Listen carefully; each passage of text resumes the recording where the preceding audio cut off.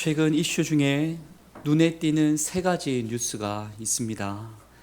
하나는 결국에는 화해했지만 축구선수 이강인 선수가 선배 손흥민 선수를 때렸다라는 참 충격적인 이야기였고, 다른 하나는 의대 증원에 반대하며 전공의 약 8천 명이 병원을 이탈했다라는 소식이었으며, 또 다른 하나는 러시아 푸틴 대통령이 최근에 반정부 인사였던 알렉세이 나발리를 고문하고 사망케 했다는 의혹이 담긴 뉴스였습니다. 다들 들어보셨나요? 뉴스 이면에 숨겨진 그 자세한 내용을 다 알 수는 없지만 언급드린 세 뉴스에서 한 가지 공통점을 우리는 찾을 수 있습니다. 무엇입니까? 자신의 생각과 다르다고 하여 폭력을 행사했고, 자신의 뜻과 다르다고 하여 맡겨진 사명과 생명들을 두고 떠나버렸고, 자신의 입장과 다르다고 하여 한 사람의 인생과 그 가정을 짓밟아 버렸다라는 것입니다. 이는 오늘 이 시대의 가치관과 이 시대가 어디를 향해 가는지를 보여주는 사례들이 아닌가 생각해 볼 수 있습니다. 자신의 마음과 다르다 하여 오늘날 얼마나 많은 곳에서 서로 선을 긋고 내 편과 당신 편을 나누고 폭언과 폭력, 배제와 유기, 살인과 전쟁을 벌이고 있는지 우리가 그 수를 세기도 어렵습니다. 자기밖에 모르는 시대, 나만 사는 시대가 되어 가는 것이죠. 사도 바울은 이런 시대를 말세, 고통하는 때라고 규정하며 이렇게 표현합니다. 디모데후서 3장 1절에서 4절 말씀 조금 길지만 함께 낭독해 봅니다. 너는 이것을 알라. 말세에 고통하는 때가 이르러 사람들이 자기를 사랑하며 돈을 사랑하며 자랑하며 교만하며 비방하며 부모를 거역하며 감사하지 아니하며 거룩하지 아니하며 무정하며 원통함을 풀지 아니하며 모함하며 절제하지 못하며 사나우며 선한 것을 좋아하지 아니하며 배신하며 조급하며 자만하며 쾌락을 사랑하기를 하나님 사랑하는 것보다 더하며. 아멘. 각각의 단어는 전부 자기밖에 없는 이기적인 사람을 보여주는 모든 행동을 담아내는 단어들입니다. 바울은 사랑하는 제자 디모데에게 이런 고통의 시대를 어떻게 살아가야 하는지를 이어지는 말씀에서 단 한 문장으로 말씀합니다. 이 같은 자들에게서 내가 돌아서라. 사랑하는 제자 디모데야, 교회들이여, 성전들이여, 성도들이여, 이 같은 자들에게서 내가 돌아서라 말씀합니다. 그렇습니다, 여러분. 우리는 이 같은 세상의 가치관과 풍요를 따르던, 우리도 모르는 새 휩쓸려가던 그 길에서 돌아서야 할 줄 믿습니다. 돌아서서 어디로 가야 할까요? 사순절 두 번째 주일, 고난받기 위해 성전에 들어가셨던 그 예수님을 바라보면서 우리가 가야 할 길을 생각해보고 은혜 나누는 시간 되기를 원합니다. 아멘. 첫째로 예수님은 성전을 정화하셨습니다. 예수께서 성전에 들어가 무엇을 행하셨는지 마태복음 21장 12절의 말씀을 함께 낭독해 봅니다. 예수께서 성전에 들어가사 성전 안에서 매매하는 모든 사람들을 내쫓으시며 돈 바꾸는 사람들의 상과 비둘기 파는 사람들의 의자를 둘러 엎으시고. 아멘. 이와 같은 일을 예수님께서 하셨는데 말씀을 낭독하다 보니 두 가지 질문이 생깁니다. 하나는 왜 거룩한 성전에 무언가를 팔고 환전하는 사람들이 들어와 있냐라는 것이고, 다른 하나의 질문은 예수님은 그들을 왜 내쫓으시고 그 상을 둘러 엎으실 만큼 화를 내셨냐라는 겁니다. 쉽게 생각하면 오늘날로 보면 큰 교회마다 어느 교회는 기독교 백화점이 들어와 있습니다. 그런 것처럼 성전 안에 상점이 들어와 있는 것 아닐까 생각할 수도 있지만은 사실은 당시 상황은 전혀 다른 상황이었습니다. 당시 상점의 위치는 헤롯 성전 중에서 이방인의 뜰이라고 불리는 곳에 위치했다라고 하고, 그 상점의 주인이 누구였냐면 안나스 가문이 주인이었다라고 합니다. 여러분, 안나스가 누구인지 아십니까? 우리 누가복음 3장 2절의 말씀을 함께 읽어봅니다. 안나스와 가야바가 대제사장으로 있을 때에 하나님의 말씀이 빈 들에서 사가랴의 아들 요한에게 임한지라. 아멘. 세례 요한과 예수님 때에 바로 대제사장이 안나스와 가야바였고, 그 가문이 이방인의 뜰에 있던 상점의 주인이었다라는 겁니다. 안나스가 장인이고 가야바가 사위예요, 여러분. 여기서 조금 이상하지 않으십니까? 우리가 알고 있기로는 아론부터 시작하여 대제사장은 단 한 사람입니다. 그 한 사람이 당대에 관할을 하고 그가 죽게 되면 그의 후손이 이어받아 한 사람이 섬겨가는 것이 대제사장입니다. 그러나 안나스 가문은 로마에 막대한 뇌물을 주고 계속해서 자기들 집안이 대제사장직을 감당할 수 있는 권리를 얻어냅니다. 그리고 대제사장의 수도 한 사람이 아니고 2명이, 여러 명이 함께 감당할 수 있도록 법을 새롭게 정합니다.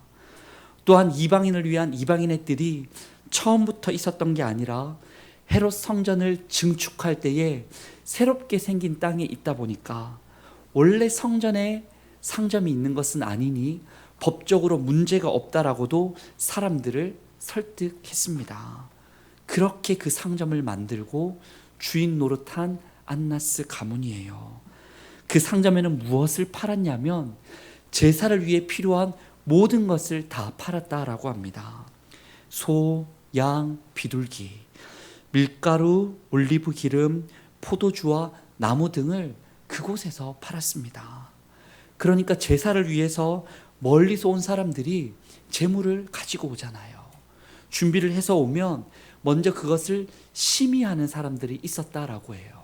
보고서 여기도 흠이 있고 얘는 너무 말랐고 이렇게 살펴보니까 점이 있어서 부족하다, 갖가지 이유를 대면서 재물이 부적합하다라고, 안 된다라고 말하고, 동시에 무엇을 말하냐면 상점에서 좋은 재물을 사라고. 여기서 준비된 재물은 극상품이니 KS 마크가 찍혔으니 여기서 사다 제사를 드리라라고 얘기를 했다라는 거죠. 그렇다라고 상품이 좋은 것도 아니었고 그 가격은 시중보다 몇 배나 비싸게 그 물건들을 팔았다라고 합니다. 또한 성인 남자들은 매년 성전세로 반세겔을 성전에 와서 내야 했었는데 이를 두로의 은세겔로만 낼 수 있게끔 법을 정해놓고 그 특별 주화로 환전해서 돈을 내도록 환전하는 장소를 마련하고 거기서도 큰 수수료로 이득을 취했다라고 하지요. 여러분, 잠깐의 이야기지만 왜 성전 안에 상점이 들어와 있었는지를 아시겠어요? 분명 그 성전은, 이방인의 뜰은 유대인 아닌 이방인도 들어와서 하나님을 바라보고 기도하고 그분의 말씀을 듣는 귀한 장소였지만 대제사장 안나스 가문은 자신들의 배를 불리기 위한, 사리 사욕을 위한 상점을 그곳에 세웠던 것입니다. 바로 예수님은 그들을 향해서 분노하셨던 거예요. 여러분, 예수님의 모습 중에 가장 과격한 모습이 이 말씀에 나타납니다. 노끈으로 채찍을 만들어 소와 양을 다 몰아내시고 상을 둘러 엎으시고 돈을 쏟아 버리십니다. 하나님도 없고 백성을 위한 자리도 없고 이방인의 자리도 없는 그 자리를 성전 안에 자신들만을 위한 탐욕의 바벨탑을 세웠던 그들을 향하여서 예수님은 진실로 분노하셨던 거예요. 그런데 성도 여러분, 이 이야기는 비단 당시 예수님 때만의 이야기가 아닙니다. 오늘날 우리는 교회 안에서도 그런 모습을 볼 때가 있고 그리스도인들 속에서도 그런 모습을 가진 자를 볼 때가 있습니다. 멀리 내다볼 것 없이 사실 우리도 그럴 수 있는 사람들이 아니겠습니까? 지난 주일만 해도 그 예수님 위에서 십자가 위에서 성전으로 세워져서 이 시대 가운데 우리가 믿음과 헌신으로 회개와 하나님의 왕권을 인정하며 살아가 보자라고 했지만 지난 한 주를 돌아보면 성전이라 말하는 우리의 삶에 부끄러운 것이 얼마나 많았습니까? 얼마나 우리가 바벨탑을 세웠습니까? 바로 예수님은 그 모습에 분노하시는 겁니다. 성도 여러분, 예수님의 이 분노 앞에서 그럼 우리는 어찌해야 할까요? 바로 예수님을 힘입어 그분의 이름으로 우리 마음을 청소해야 합니다. 우리가 어떤 성전으로 살아가고 있는지를 점검하셔야 합니다. 그것을 점검하도록 이 사순절이라는 절기가 있는 거예요. 그리고 이 절기를 통해 점검하고 청소하여서 우리가 세우는 성전에, 우리가 세우는 교회에, 우리가 살아가는 그 삶의 자리에 하나님을 다시 주인으로 모시고 그곳에 이웃들도 들어올 수 있도록, 함께 할 수 있도록 노력해야 할 것입니다. 그렇지 않으면 그 장소는 언제나 어떤 장소가 되냐면 예수님 말씀처럼 강도의 소굴이 될 수밖에 없어요. 우리가 그처럼 연약하기에, 죄성이 있기에 그렇습니다. 여러분, 강도가 누구입니까? 무언가를 얻기 위해 남을 찌르고 때리고 죽이는 사람입니다. 그런데 바로 우리가 이와 같은 성전의 성전다움을 잃어버린다면 내 배를 부리려고, 내 욕심을 채우려고 예수님도 찔러 죽이고, 실제로 대제사장들은 나중에 예수님을 팔아 죽이지 않습니까?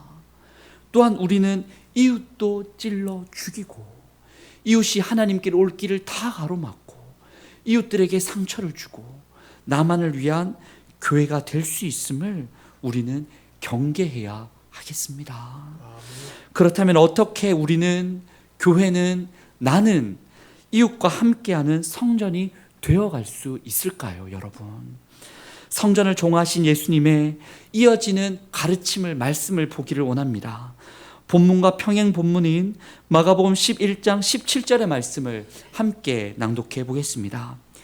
이에 가르쳐 이르시되 기록된 바 내 집은 만민이 기도하는 집이라 칭함을 받으리라고 하지 아니하였느냐. 너희는 강도의 소굴을 만들었도다 하시매. 아멘. 둘째로 예수님은 성전은 만민이 기도하는 집이 되어야 한다라고 가르쳐 주셨습니다. 성전을 정화하셨어요. 성전에 잘못되게 있었던 것을 다 비워내셨습니다. 비워내신 그 자리에, 성전에 다시금 채워 넣으시는 거예요. 무엇으로 채워 넣으시냐면 예수님 말씀이 만민이 기도하는 집이다라고 하십니다. 무엇을 뜻하신 걸까요? 만민이 기도하는 집. 예수님의 말씀에는 유대인들이 기억하는 하나님의 두 약속이 담겨 있었습니다. 먼저 하나는 선지자 이사야의 예언의 말씀입니다. 이사야 56장 7절의 말씀을 낭독해 봅니다. 내가 곧 그들을 나의 성산으로 인도하여 기도하는 내 집에서 그들을 기쁘게 할 것이며 그들의 번제와 희생을 나의 제단에서 기쁘게 받게 되리니 이는 내 집은 만민이 기도하는 집이라 일컬음이 될 것이니라. 아멘. 하나님이 이사야 선지자를 통해 친히 하신 말씀입니다. 하나님을 떠나 망했던 이스라엘의 그 회복이 어디서 일어나냐면 만민이 기도하는 집에서부터 시작될 것이다 라는 겁니다. 죄악으로 죽어 살아가는 온 세상의 회복이 어디서부터 시작되냐면 만민이 기도하는 집에서부터 일으키실 거다 하신 거예요. 아멘. 만민이 기도하는 집, 다르게 번역하면 만민을 위해서 기도하는 집, 그곳에서부터 회복의 역사, 생명의 역사, 하나님의 역사가 일어난다는 겁니다. 아멘. 예수님은 이를 말씀하시고 또 다른 하나는 만민이 기도하는 집은 솔로몬의 기도를 뜻하신 것이었습니다. 성전 완공을 끝내고 드렸던 솔로몬의 기도, 열왕기상 8장과 역대하 6장 말씀을 보면 그 내용이 나타나는데요. 그 기도 시작에 솔로몬은 하나님 여호와여, 천지에 주와 같은 신은 없습니다라고 하나님을 높여 드립니다. 언약을 지켜주셨습니다. 은혜를 베풀어 주셨습니다. 하나님께 감사 고백을 드리고는 이어지는 기도에 크게 5가지를 하나님께 간구해요. 하나씩 볼 텐데, 첫째는 하나님, 공동체 안에 문제가 일어났을 때 성전을 향하여 우리가 기도할 때에 하나님의 정의로서 어떤 이는 용서해 주시고 어떤 이에게는 올바른 심판을 내려주십시오라고 공동체를 위해 기도했습니다. 또 둘째로 적국에게 패배하였을 때의 나라를 위하여 하나님, 성전을 향하여 기도할 때에 백성들의 죄를 사하여 주시고 약속하신 주신 땅으로 돌아올 수 있도록, 이 나라가 회복될 수 있도록 도와주십시오라고 나라를 위해 기도했습니다. 또한 셋째로 비가 내리지 않을 때에, 소득을 얻지 못할 때에 하나님, 성전을 향하여 우리가 기도할 때에 죄를 사하여 주시고 선한 길을 가르쳐 주시고 비도 내려주시고 추수할 곡식을 주시고 우리를 살려 주옵소서라고 기도를 합니다. 넷째로 재앙을 만났을 때에 하나님, 성전을 향하여 기도할 때에 전염병과 해충과 적국의 포위에서 우리를 용서하시고 건져주시고 행위대로 갚아주소서라고 이 자연과 어찌할 바 모르는 재앙 앞에서 기도를 했습니다. 마지막으로 솔로몬은 어떤 기도를 드렸냐면, 하나님을 모르는 이방인도 성전을 향하여 기도할 때에 하나님, 주님의 이름을 그들에게도 알려주시고 하나님의 이름이 높임받아 주시옵소서라고 기도를 했었어요. 이 5가지 기도 제목을 붙들고 솔로몬이 온 백성들이 있는 데서 한 마음으로 기도를 올려드렸을 때에 하나님께서 약속을 해주십니다. 그리해 주시겠다라고, 성전에서 응답해 주시겠다라고 약속을 해 주셔요. 곧 예수님께서 성전을 깨끗이 비워내시고 성전 안에 다시금 만민이 기도하는 집이 되어야 된다라고, 채워야 한다라고 말씀하신 것은 이 이사야 선지자를 통한 약속과 솔로몬을 통한 약속을 다 담아내시며 그리 성전이 되어야 한다 말씀하신 겁니다. 어떤 기도를 해야 한다고요? 공동체를 위해서 기도하고, 전쟁에 패배한 세상 가운데 자꾸 지고 있는 나라를 위해서 기도하고, 비가 내리지 않고 소득이 없어 어찌할 바 모르는 이 시대와 연약한 영혼들을 위해서 기도하고, 재앙을 만나 사람이 감당할 수 없는 그 일을 위해서 기도하고, 하나님을 모르는 이방인과 죽어가는 영혼들을 위해서 기도해야 할 것을, 만민을 품고 하나님 나라 위에 기도할 때에 그 자리야말로 성전다운 성전이 되는 것을 말씀해 주셨습니다. 성도 여러분, 우리는 지난 2월 한 달간 거듭 우리가 이 시대의 성전이라고 말씀을 배웠어요. 기도와 신앙 고백의 두 기둥을 세우자고 했습니다. 약인, 그가 세우신다. 보아스, 이 세워가는 나라를 세워가고 가정을 세워가고 나를 세워가는 모든 것이 하나님께 능력이 있다라는 것을 기도하며 기둥을 세우자고 했습니다. 또한 우리 가장 중심에 언약궤에 새 보물을 담자라고 했습니다.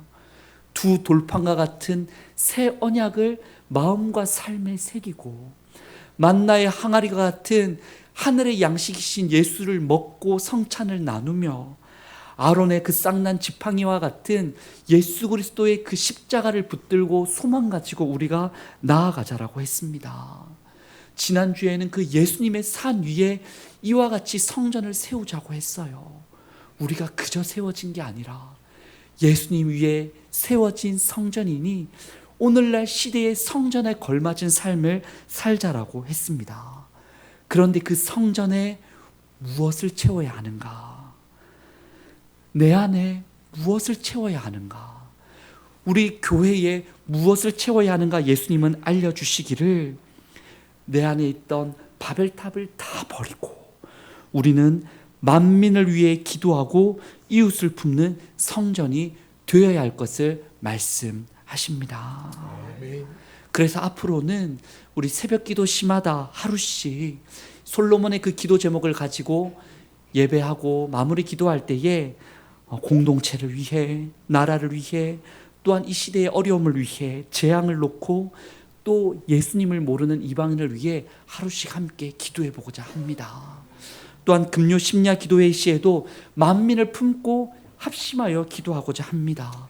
또 부탁드리기는 여러분의 주어진 삶의 자리에 기도할 시에 나를 위해서도 기도하지만 생각나고 떠올리게 해주시는 이웃을 위해서 이 시대의 뉴스를 놓고 골방에서 합심하여 기도해 주시기를 원합니다. 우리가 이처럼 성전다운 성전, 만민을 위해 기도하는 교회가 되어질 때에 하나님 나라가 하늘에서와 같이 이 땅에서 다시금 이루어져 갈 줄 믿습니다. 아멘. 세상이 아직도 많이 요란합니다.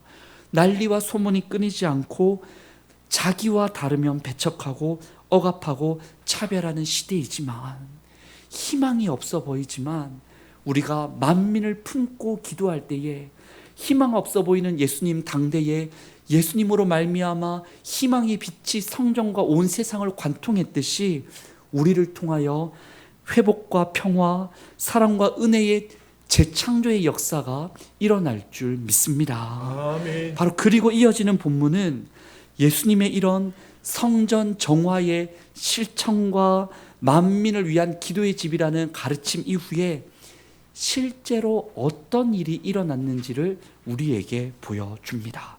우리 본문 14절과 15절의 말씀을 낭독해 보겠습니다.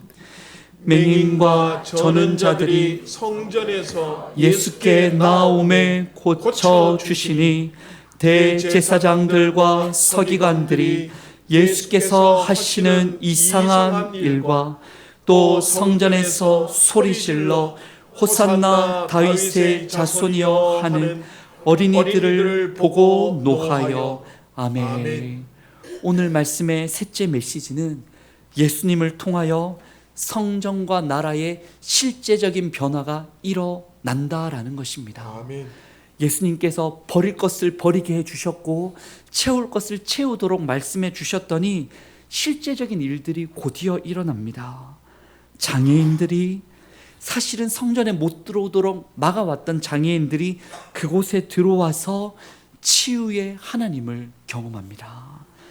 그 어린아이들이 어른들이 성전으로 오는 것을 가로막고 무시하고 못나게 굴었던 어린아이들이 성전에서 호산나 다윗의 자손이여 우리를 구원하소서 예수님을 고백하는 기도의 노래를 부릅니다. 아멘. 대제사장 안나스와 가야바는 성전을 독차지하고 못 들어오게 하고 자신만의 탑을 그곳에 세웠지만 예수님으로 인하여 청소되고 예수님으로 인하여 정체성이 회복되었더니 그 자리에 가장 소외받고 억압과 차별과 착취와 배제당하던 사람들이 다시금 성전에 들어와서 생명을 얻는 역사가 일어났던 것이에요. 아멘. 예수님으로 그런 역사는 일어났습니다. 실은 성전 이전부터 예수님의 모든 걸음걸음이 누구를 향해 있었냐면 만민을 향해 있었습니다. 예수님은 세리와 창녀도 만나주시고 아무도 만나주지 않고 아무도 들어주지 않는 그들의 말을, 그들의 그 상한 심령을 들어주십니다. 중풍병자와 나병 환자를 만져주셔서 아무도 손대지 않고 아무도 거들떠보지 않고 가족도 포기한 그들을 치유해 주십니다. 제사장과 바리새인들을 만나주셔서 그들을 깨우쳐 주시려고, 다 알고 있다 생각하지만 정작 중요한 걸 모르는 그들을 변화시키시려고 말씀으로 가르쳐 주시고 기적으로 보여주십니다. 예수님이 가시는 곳마다 만민이 회복되고 자유를 얻고 치유를 얻고 복음을 듣습니다. 바로 그 예수님이 찾아가시고 또 찾아가시고 또 찾아가시고 찾아가셨기에 우리도 예수님의 그 사랑을, 그 은혜를, 그 십자가를 알게 돼서 이 자리에 있는 것 아니겠습니까? 어떻게 예수님께서 이 모든 일을 우리에게까지 이루실 수 있었겠어요? 늘 만민을 위해 기도하셨고 지금도 우리를 위해 기도하시며 만민을 품는 성전이 되어 주셨기 때문입니다. 사랑하는 성도 여러분, 그 만민을 품으시는 예수님, 여러분을 품으시는 예수님을 사순절 기간 더욱 깊이 만나실 수 있기를 원합니다. 그리고 그와 동시에 결단하실 수 있기를 원해요. 나를 품어주신 예수님처럼 나도 만민을 품겠습니다.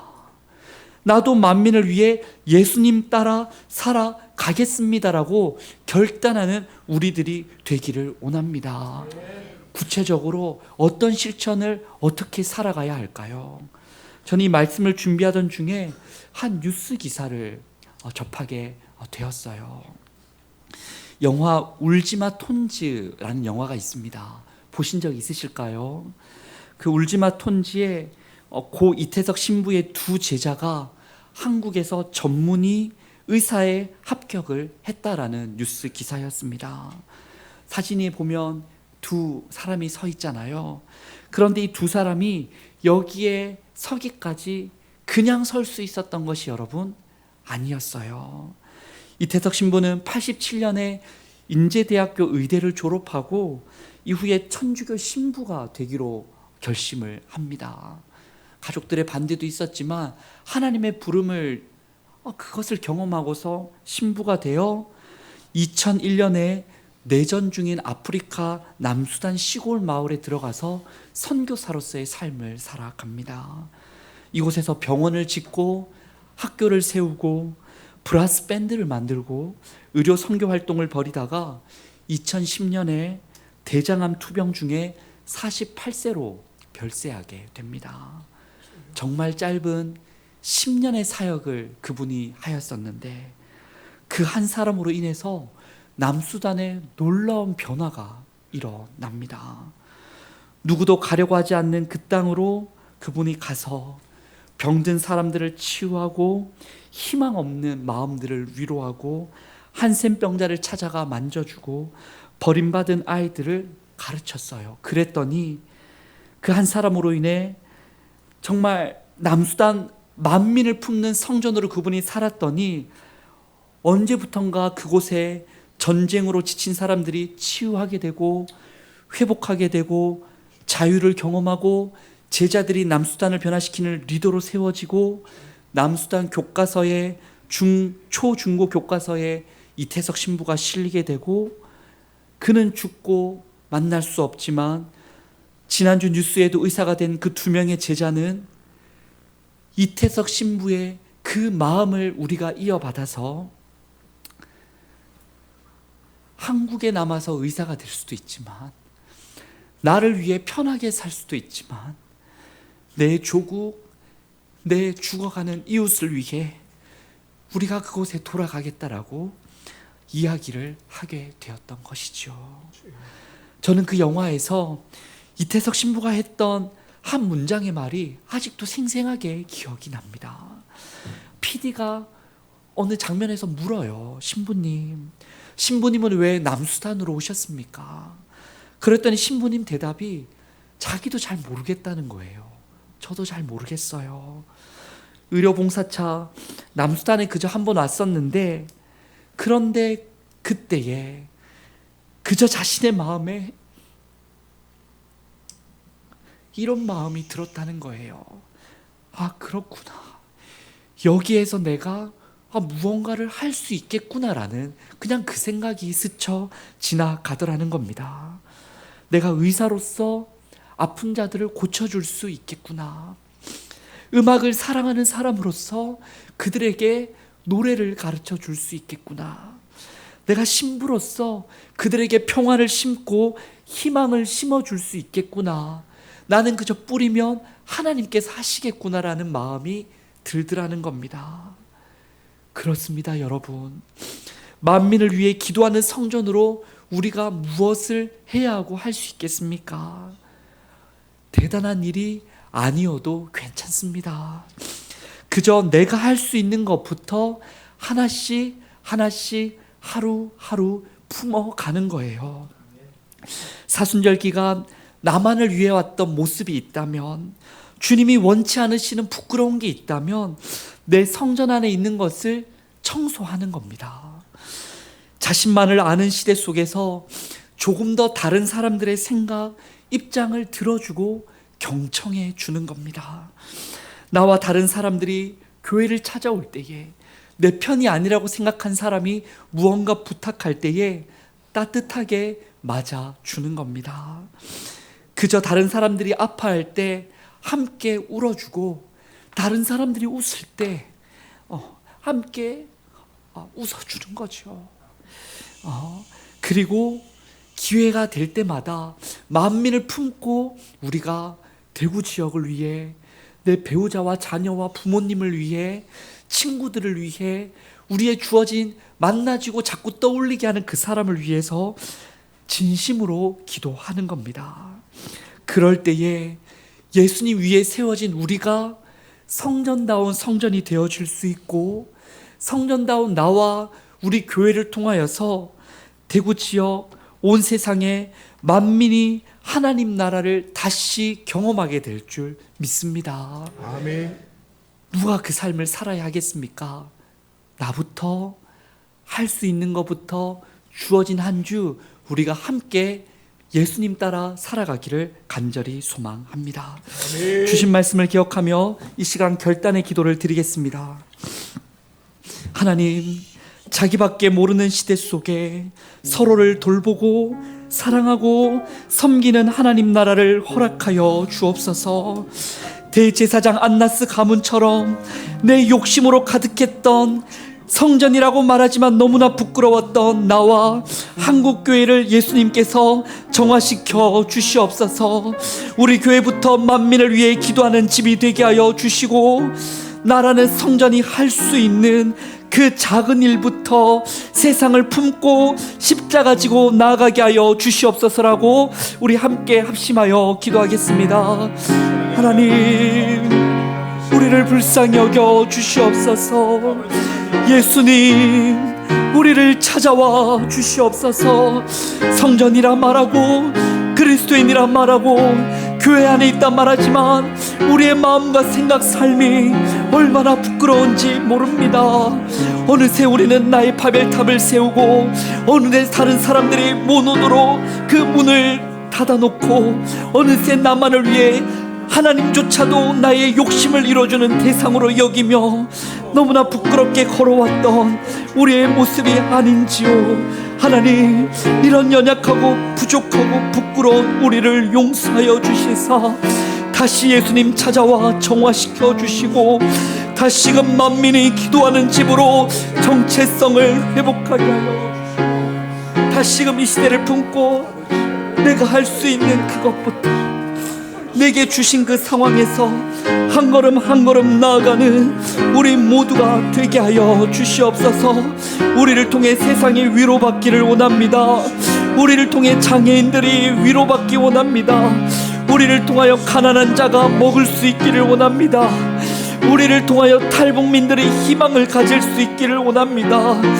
우리를 통하여서 외로운 자들이 힘을 얻기를 원합니다. 우리를 통하여서 갈 곳 없는 이들이 주님께로 올 수 있기를 원하오니 주여 우리를 사용하여 주시옵소서. 하나님 아버지, 이 시간 우리의 성전에 예수님을 보내어 주시사 나와 교회에 담지 말아야 할 부끄러운 것이 있다면 다 내다버리고 예수님의 보혈로 정결케 하여 주옵소서. 우리 교회와 한국 교회가 참된 성전답게 회복되어 만민을 품고 연약한 자, 아픈 자, 배고픈 자, 갈 곳 없는 자, 하나님을 몰라 길 잃어 방황하는 만민을 위해 기도하게 하옵소서. 대구 지역과 만민을 위해 우리가 합심하여 기도에 힘쓰는 교회가 될 때에, 한 주를 하나님께 올려드릴 때에, 예수님 따라 내 십자가 지고 나아갈 때에 이를 행하시는 아버지 하나님, 그것을 만들며 성취하시는 하나님께서 크고 은밀한 하나님 나라의 역사를 이루어 주옵소서. 예수님의 이름으로 기도드립니다. 아멘.